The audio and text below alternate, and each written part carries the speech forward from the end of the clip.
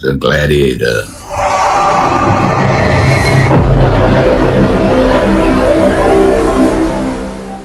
This is the glaDEAtor, and we are back with part 2 of the case of the Colombian Hit Squad with special guest, retired DEA agent Joey Monday. They show trust by usually kissing you, on each side of your cheek, hugging you. And that was the greeting that was given to Margarita. So we knew that they had bought the store. You know what I'm saying? Right. We knew that they trusted her at that point. But they still didn't want to meet your informant, right? Right. They wanted to talk to Abraham, and they talked to Abraham. She got Abraham on the phone at the prison, which we were recording, and actually put them on the phone with Abraham. Abraham gave him the story, basically, hey, you can trust this guy. And he gave him examples. You remember when I first got started, the 5 kilos I brought, the 10 kilos, these are the kilos that went to your informant, the informant, back in the day. He goes, I've worked with this guy for years. He's absolutely trustworthy. He grew up with these people. He can take you straight to them. He can set them up for you.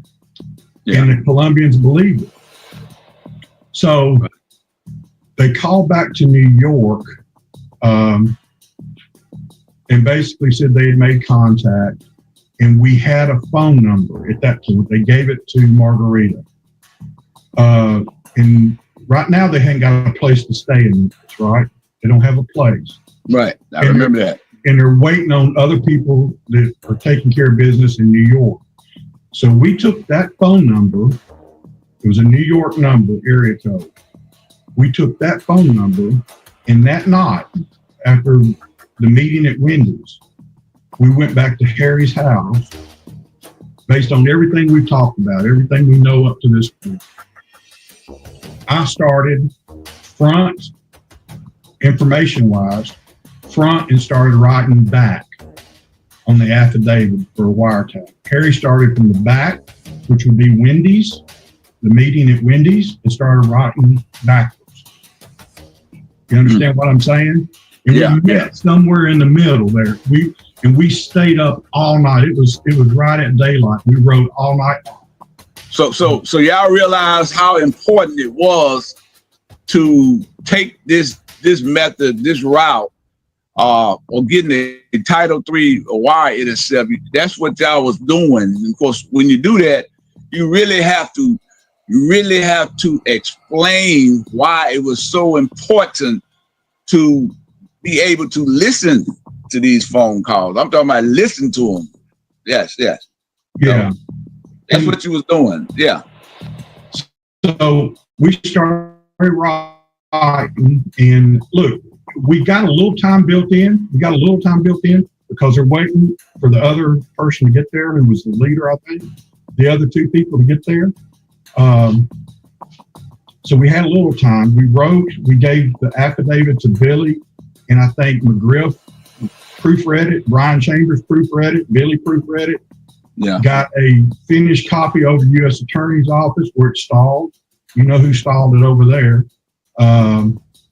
But basically, we used, and it's the truth, we got to be up on this phone. You got people here that's going to kill U.S. citizens, Memphians.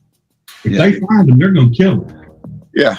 We're trying to save lives here also, not only to uncover drug crimes, but sometimes we got to save somebody's life, even though they are a drug dealer. Yeah. That's kind of how it is.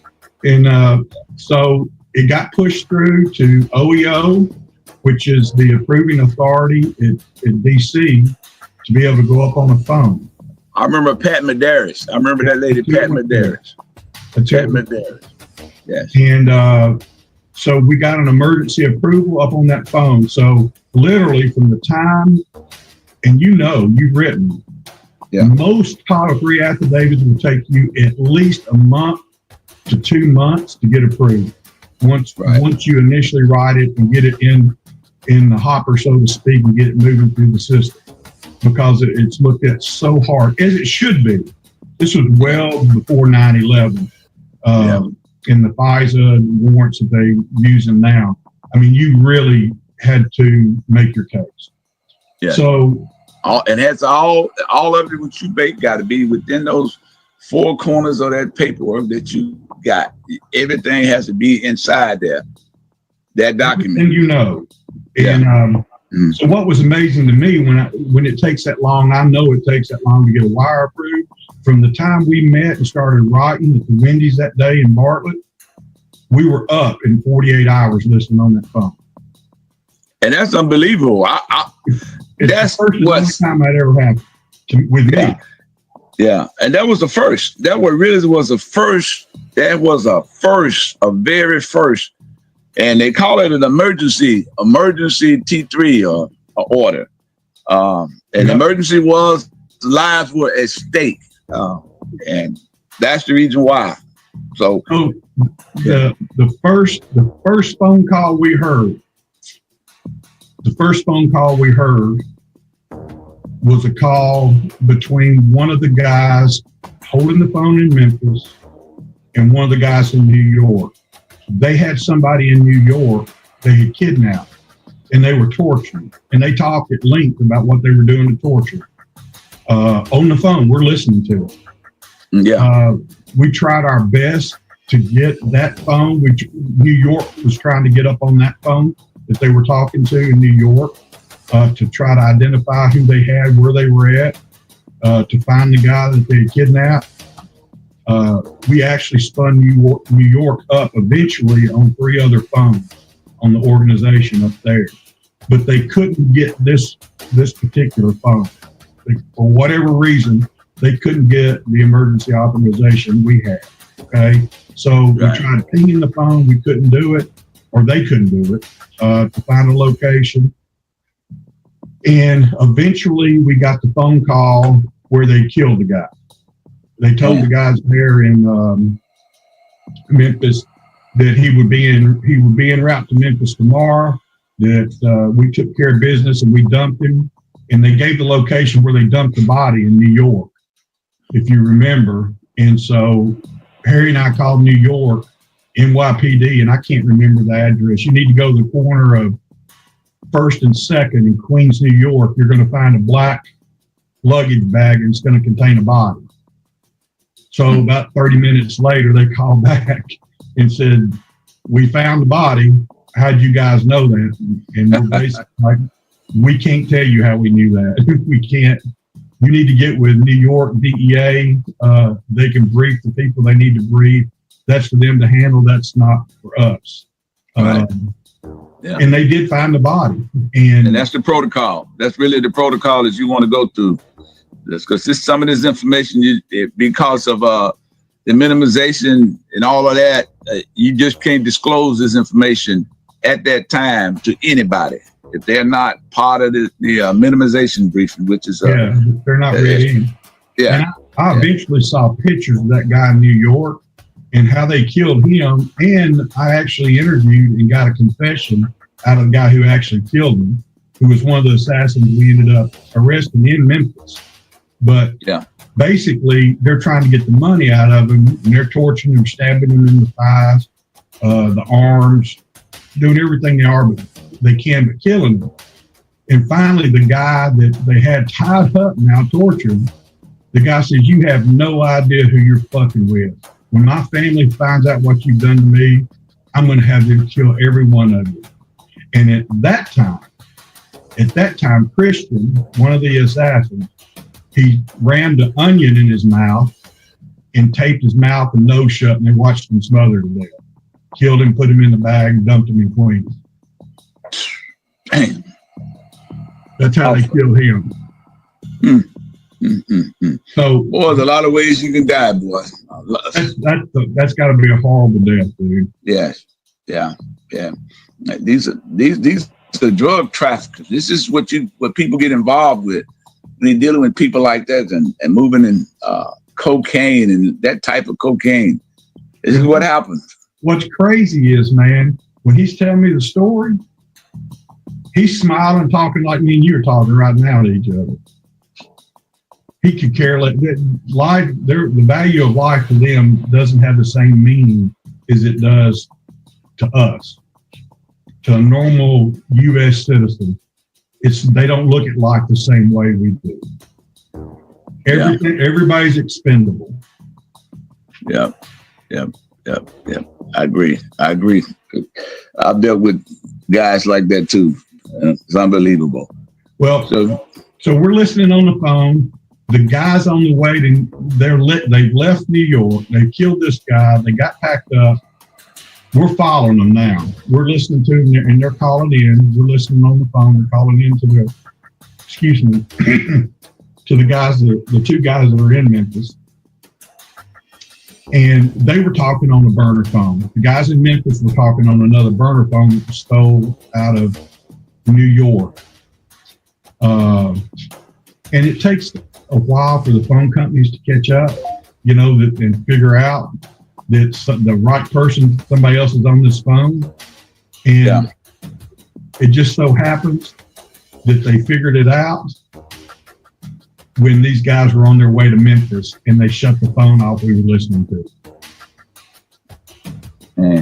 The phone company. So now we have we're dead. We're not hearing anything on that phone anymore. The phone company shut it off. We did everything we could to try to get the phone company to turn the phone back on, and they wouldn't do it. They'd already ran a, $10,000-$20,000 bill. So just tell us what's the burner phone again. Some may not know. So a burner phone is just a phone that somebody, in those days, you could go out with a machine and clone a number. Like you could be walking around a shopping mall with your phone in your pocket. You're not talking to anybody. And this person could walk by you and capture your ESN number. ESN number and the phone number. They could clone it onto any phone they wanted to buy at Walmart for $20, never activate it. They would activate it on your number and they would be using your phone. Right. I did a case with clone phones. I remember that case now. You just piqued my interest, but go ahead. So that's how they got that phone. The phone company figured it out. Then they turned the phone off. And so now they're on the way to Memphis to meet with your informant, and we have no way of listening, right? We have no way of listening. So we wrote I'm sorry, let me take that back. We did not write a T3 on the bugs that we put into your informant's house. We did not, but if you remember, we had to turn them off. If he wasn't there, your informant wasn't there, we had to turn them off. We couldn't listen. You know what I'm saying? It was consensual wire, basically. Right. We didn't write it for a hard line at that point. Didn't the informant give them a phone that was a burner?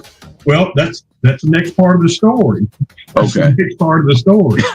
I'm sorry. I didn't mean to jump in.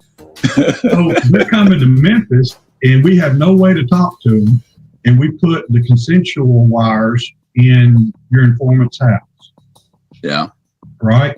Right. And so Harry and I come up with the idea that we use another informant that happened to work for a cell phone company in Memphis. You know who I'm talking about. Yeah, I know exactly. So we said, hey man, can you get us a phone, make it look like a burner phone? We'll pay you for it. We'll pay the bill, put it in XYZ company name, and we're going to pose it as a burner phone. We're going to give that burner phone to a snitch of ours, and he's going to sell it to the Colombians that are coming, that it is a burner phone, it's safe for them to talk on. And so when the other Colombians got there to Memphis and met up, then they used Margarita to call your informant, and she made the introduction. He picked him up at what's that strip mall up near Lakeland? That little strip mall. That's where they picked him up at. Anyway, the informant met the two Colombians that are already in Memphis, checked out of their hotel. And if you remember, we didn't keep surveillance on them. I mean, we knew at that point what they were doing, and they couldn't do anything without the other two there. Yeah. So basically, they're hanging out in the motel room. There's no reason to risk the case by burning surveillance on somebody that's not doing anything. And they're very vigilant now. They were well trained. These guys were well trained. So your informant met up with them in Margarita at that strip mall. And basically, they're bitching because they don't have a way to communicate. Right? Okay. The other guys from New York, the guys that were in Memphis got on the New York guys' phones that hadn't been turned off, their burner phone, and started making calls. Well, shortly thereafter, as luck would have it, the phone company called up with them in New York and cut that phone off. Now they're really in trouble because they have no way to communicate with New York, Miami, the owners of the dough, or Cali. They're dead in the water for instruction wise. So we get the idea, Perry and I come up with the idea, again, going to the phone company, getting the phone, and the informant says, look, we'll go out. We had it set up. If you remember Road Dog, your informant's guy that worked for him. They call him Road Dog. Well, we gave Road Dog that phone and made it look like in front of the Colombians that your informant goes out on the street and buys, with them in the car watching, a burner phone from Road Dog, which we had set up all the time. He comes back, hands them the phone, and says, "Hey, man, this is a burner phone. You can use it however you want to use it. I paid, whatever, $200 for it." And if you remember, man, we had already written a second wire for that phone, an anticipatory wire if they use the phone. So we only had to put one paragraph in. Everything, the affidavit was ready to go to OEO as soon as they made that first pertinent phone call, right? To a number that we already knew based on the knowledge we had off the first phone. We had to put in one paragraph and it was off and running. So we sat, and it was like 10 hours, man. They sat in your informant's house and didn't use that phone. It sat right on the counter. I kept calling the informant saying, "Man, what are they doing with the phone?" He goes, "Sitting on the kitchen counter, man. They're scared to use it. They're scared to use it." Well, finally, they couldn't take it no more. And one of them picked up the phone and called Miami to a number we knew. We put it in the affidavit, and we were up within probably 5 hours listening to the new phone. That's how quick it happened. Man, that's fast. That don't normally happen like that either. No, and man, they were calling everybody. We spun Miami up on like 3 or 4 phones. We spun New York up on phones within the organization, and they were taking off dope left and right in Miami and New York based on the phones that they got up off of the phone we had in Memphis. That's damn good work. That's good work. So I guess we kind of coming to the end of it. So kind of tell us what happened then. Well, when they got to Memphis, we had leased an apartment for the informant to take them to and show this is where they were going to keep the person they kidnapped, right? Okay. They're wanting to go by and see the location of where the person lived. They wanted a photograph of the person that they were going to be looking for. We actually sent them, let the informant take them to a location where it was nobody lived in it, right? Especially the guy they were looking for. We did not furnish them with a picture because we obviously wanted to control. We didn't want to give them the real picture of the guy who's supposed to hold the dope and then they go out on their own, right? We wanted to inform it in the middle of it so we could control it, so nobody got hurt. So we did not furnish them the photograph of it. But when they pulled into the garage in Memphis, they had a trap in their car from New Jersey that had all the weapons in the trap. And the trap is the hidden compartment secret inside a vehicle. Right. And that I mean, as you can imagine, the informant went crazy because I think you realize I just let 4 killers in my house to live with me at night, to stay with me. I remember that. Well, then the recording device in the house went down. It quit working. And we had it hardwired in the house. So I called him out. I remember we met at Christian Brothers parking lot. And I said, hey, man, here's another wire. You're going to have to put this back in the wall. And I showed him how to wire it in, into the wall socket.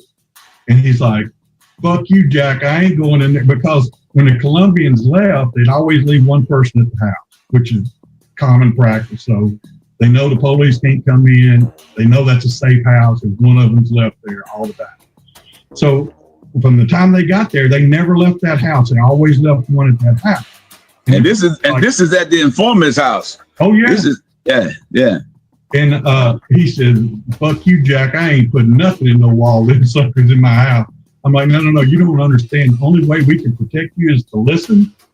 I'm not asking you to put it in. I'm telling you you're putting it in. We got to protect you. We have to protect you. And sure enough, man, he was nervous as a. Well, I won't say that. he eventually did it. He eventually put the wire in where we could listen to him in the house. Right. Right. So we set it up basically that he was going to take them and show them the apartment that they were going to take Holmes to once they kidnapped him. Right. You're talking about Robert Holmes, right? Right. Right. So 3 of them, an informant, went to the apartment. They looked at everything, made sure they had enough food, all that. They had given the informant a list of what to buy to put in the refrigerator, and they wanted a TV, and that was basically it. It was just going to be used for a torture house. That's all it was going to be used for, to hold this guy. And then the story was when they left the house, they were going to Robert's house to set up and kidnap him and bring him back. So we had all that videoed inside the apartment, them talking about what they were going to do to him, right? How they were going to get him to turn over the money if they had to find a girlfriend to kidnap her. They talked all about it. So we had plenty enough evidence. And they had done stuff like this in the past, and based on what you said they did in New York. So this was not like, these were no idle threats. These was actually people that planned to do this guy, Robert Holmes, harm, take his life, but definitely they had some bad plans for it. Well, basically they've done this off. Once we arrested everybody and they started cooperating, confessing, I mean, they've probably done this 20 times across the country to 20 different people. Now, the only murder that I got a confession from was the one we knew about in New York. And really, he didn't have a choice. I knew too much information about that. He knew I did. You know what I'm saying? We knew he did it. We had him talking about doing it himself. Right. So he didn't have a choice. They didn't confess to any other murder other than the one we actually knew about. And the plan was, as soon as they left the apartment, he was going to stop at a convenience store on the way to do the kidnapping, and that's where we took him down. And that's what we did. Damn. Yeah. So so that was it. Were there other things that happened after we made that arrest? Because I remember that big takedown. It was a slew of law enforcement people ready just in case things got out of hand.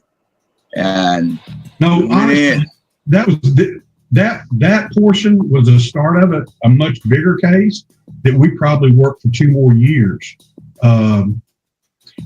Believe it or not, before we even worked this case, when I had been in Memphis, probably from South America, maybe less than a week, and Brian Chambers was the acting rat, and he sent me to Bridgeport, Connecticut with 400 kilos of controlled delivery. Well, that 400 belonged to this same group. When Harry Summers came from Caracas, Brian sent him to New York to deliver 200 kilos that had been knocked off on the interstate for controlled delivery. That 200 kilos belonged to this same group. The problem was, when I say same group, the problem with the case is, and there was a bunch of people that were murdered over this case in Cali, is that they were piggybacking loads off this one guy, and their loads were getting taken, but dudes wasn't, right? Because he wasn't, the guy that was actually bringing it into the country, that the other people in the same cartel were using him to get it into the country. He wasn't delivering in Memphis. His dope wasn't getting caught, right? But everybody else that was piggybacking on his load, their dope was getting taken off. So they believe he was stealing. Mm. They eventually killed him in front of his wife and kids in Cali. They shot him in the supermarket. I think there were 700 something shell casings inside the supermarket. Boy, the things that can happen, boy, with this whole dope game, this whole drug game, all of that. So when we finally took these hitmen from Colombia down, I remember when we took them down, arrested them, had them in jail. The case got a lot of news media in Memphis, but I remember either you, Harry, or Ren calling Robert Holmes to the DEA office and explaining to him what his life had been in jeopardy, or either before or during, or I can't remember exactly that, but I remember we calling him into the home. Yeah, he laughed and denied everything. Basically, hey, I appreciate you saving my life. I keep my 300 kilos of my money. I don't know what you're talking about, type of thing. We eventually charged him, along with, I don't even know how many people in South Florida. We brought all the South Florida defendants. We charged in Memphis. New York kept their defendants, right? And we were getting ready to go to, we're getting ready to go to trial on Robert Holmes. Now you're talking about hundreds of witnesses had to be brought in from across the country. Hundreds. I mean, the trial was going to take months, right? Because it was a no dope conspiracy. We never caught Robert with 1 gram of cocaine. Right. And this is all no dope conspiracies are based on historical stuff that we can document and prove. This is a conspiracy. This is what conspiracy cases it's focused on. Y'all actually done one of the like you just said, you didn't actually have dope. I mean, you did the dope we got from Chalice, but based on Robert's case, you didn't have dope. So yeah. No, and it was all the witnesses combined to include Abraham. You know, they gave statements against interest, basically admitting to bringing in. I think Abraham's total was like 1,200 kilos total into Memphis, is what he admitted to. Not all that went to Robert. I'm not saying Robert was good for all that. Okay. Right. We tried to stick with what we could prove the most, and that was that 300 kilos that was connected to Chellis Thomas. But the things that we were being told on where Abraham traveled to, the places he met, we went back and reconstructed his story and found receipts and hotel receipts and phone records and locations off the phone. When we went back and looked at it, we found everything we needed to put the case together. I think we ended up charging close to 22 people in that conspiracy, and everybody pled guilty but Robert Holmes, and we were going to trial. Right. Robert Holmes. And it was going to take, I mean, literally hundreds of witnesses, you know, right. Like phone company witnesses, hotel witnesses, cab witnesses, waitress witnesses, everybody that we used to corroborate Abraham's story and Margarita's story. And this is the crazy thing. We're preparing for that trial. And completely, this is off the wall to believe, to even believe this even happened. Paul and I had been interviewing Paul O'Brien at USA. Harry had already been transferred. Now, he went to SOD, Special Operations Division. at DEA headquarters, or right outside of DEA headquarters. That was in 97. I remember that, 97. Yeah. So we were preparing for trial, and it was every day. I mean, look, you had cases. I know the case you had where you lived it, breathed it, ate it for every day of your life for 8 months. That's all you did. You didn't go into the office other than get what you needed. You didn't go home other than sleep and eat. So that's basically, we're getting ready for trial, right? And you got to rewind. There was a case that I got a phone call from a buddy of mine in Houston that I work with from Houston Police Department, Glenn Chance.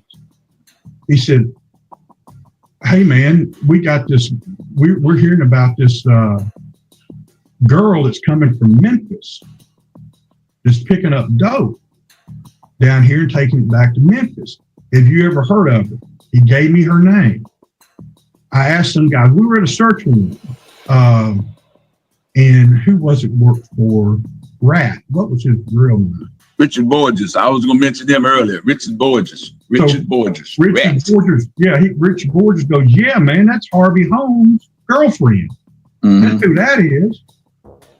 And I'm like, well, man, look, they're talking about they got a snitch down in Houston that knows who she's picking up from down there. So we kind of worked on it a couple of weeks. Nothing really ever happened. We kind of watched her. And then we heard that she was coming to pick up dope. So I called Glenn, or Glenn had heard. HPD had heard she was coming to pick up dope. I'm like, look, man, this is a real deal dope dealer. We know the family here. And you need to get on her. When she gets to the Shoney's Hotel down in South Houston off of 59, you need to stay on her, dude, because if she does business, it's going to be for the homeless, right? Right. So they stick on her. They take pictures. She meets with people down there. Now, again, this has nothing to do with the Colombian assassin case at this time, right? Nothing. Completely separate. Sure enough, they see her. She leaves. Somebody comes, gets in the car she was driving. I forget, it was a Chevrolet, whatever. And I'm like, look, the dope's in that car, man. You put 6 kilos in each panel.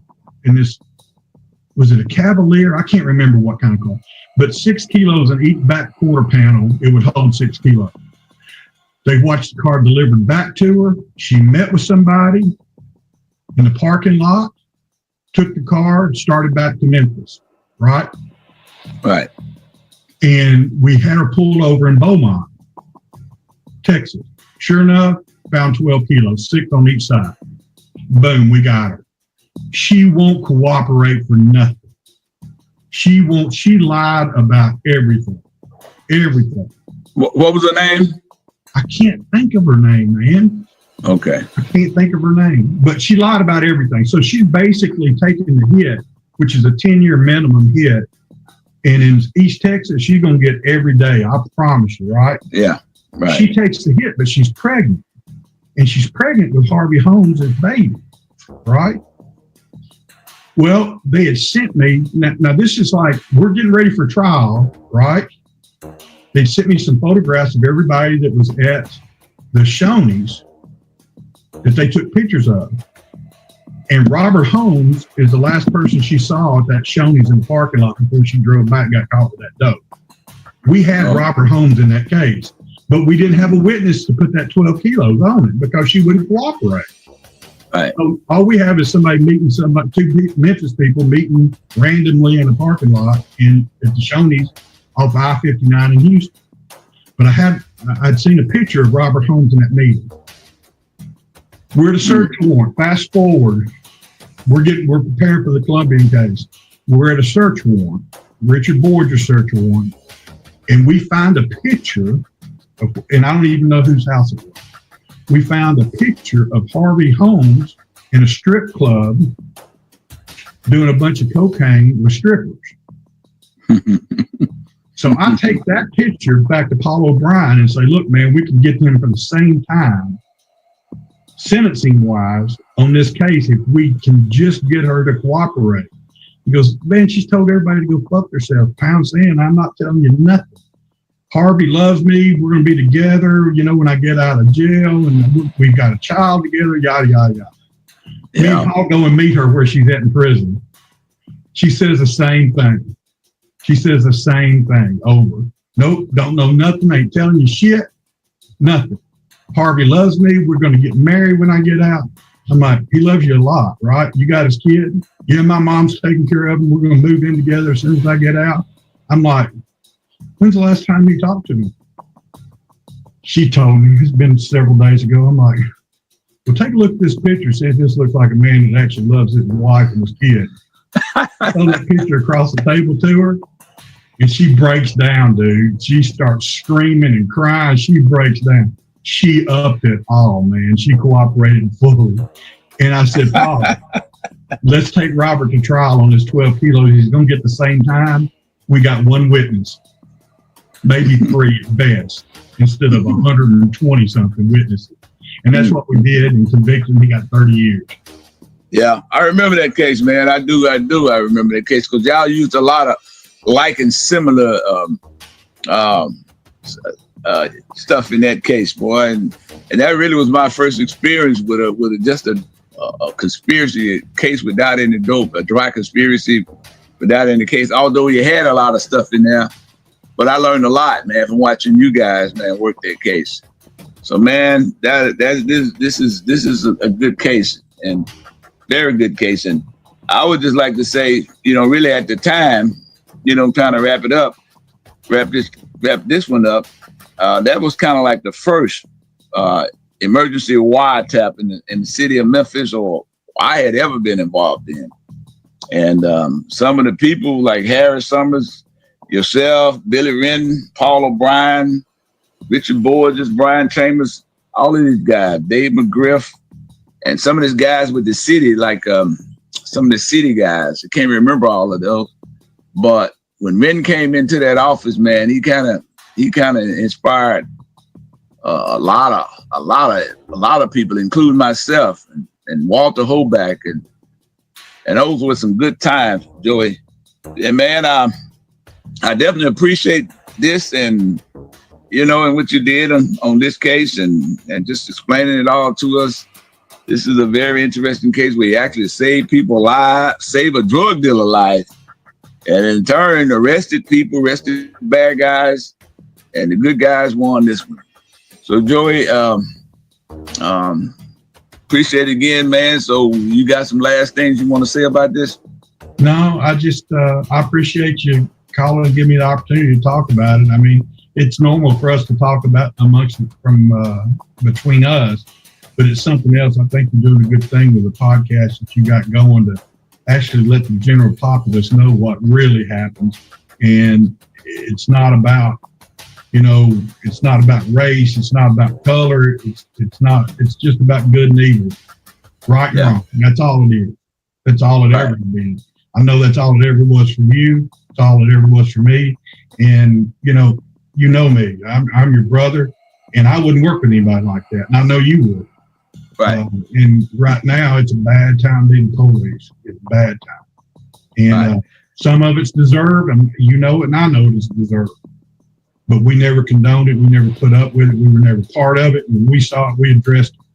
And we didn't have to have the news media address it. We addressed it immediately. Thank you. Right then. Thank you. I appreciate that, Joey. And look, thank you. Appreciate you listening. Hope you enjoyed this story with my special guest, Joey Mundy, retired DEA agent. And stay tuned. Keep listening. Please share these stories and all of the stories. The glaDEAtor, we're signing off. The glaDEAtor.